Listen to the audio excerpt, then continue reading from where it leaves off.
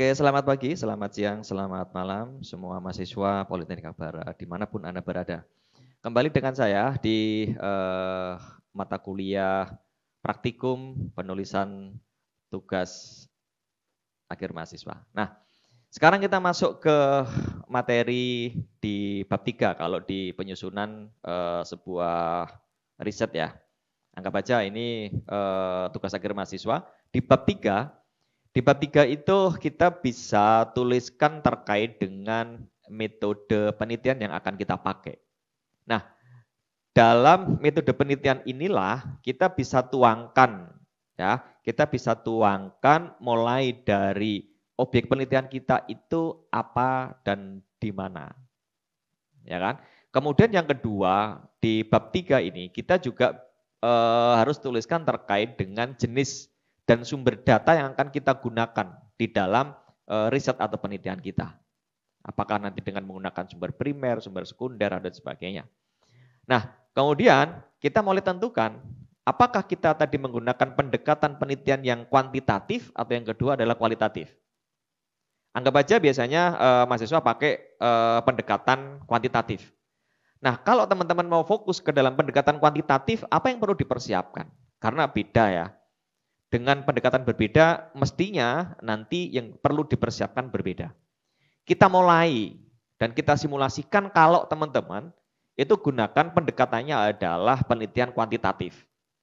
Berarti yang pertama yang harus Anda persiapkan itu menentukan terkait dengan populasi dan sampelnya.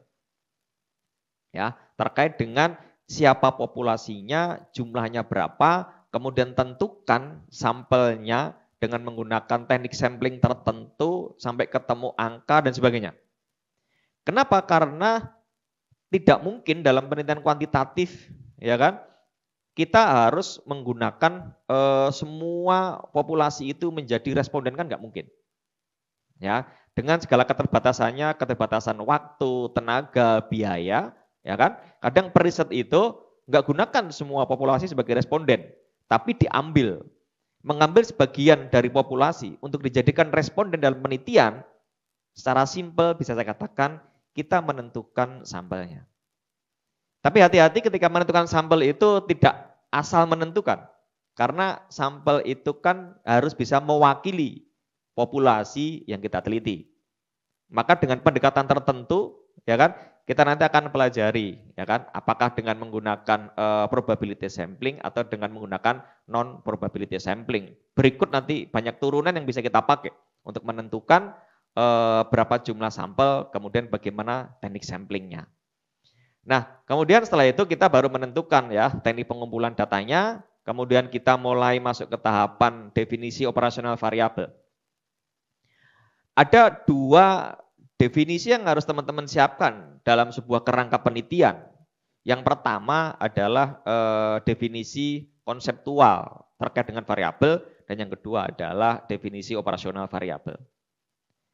Di mana perbedaan mendasar di antara keduanya, kalau kita udah sampai pada tahapan membuat definisi operasional variabel itu, maka kita harus mendefinisikan variabel itu secara operasional, artinya sesuaikan dengan karakteristik penelitian yang akan teman-teman lakukan. Oke, kalau kita bicara tentang definisi konseptual, mungkin berlaku secara general. Bagi teman-teman BD, misalkan kalau mau teliti tentang kepuasan pelanggan. Kepuasan pelanggan versinya Kotler misalkan, itu secara general bisa dipakai untuk servis apapun, layanan apapun. Ya kan?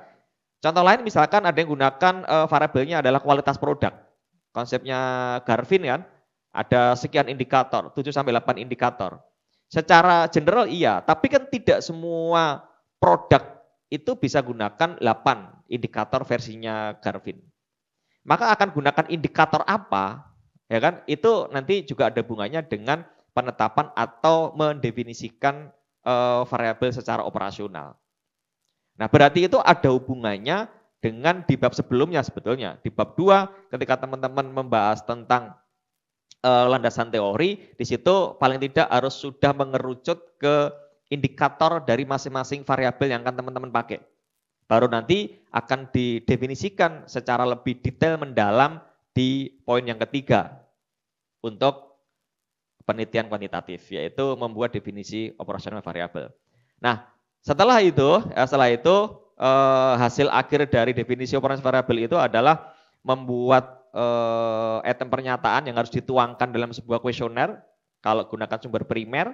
Nah, kemudian kita akan lakukan apa yang disebut dengan uji instrumen. Ya, kita harus uji dulu instrumennya. Uji instrumen itu nanti teman-teman akan kenal ya. Yang pertama akan kita uji validitas, kevalitannya, dan akan kita uji keakuratannya dengan reliabilitas. Itu diuji instrumen.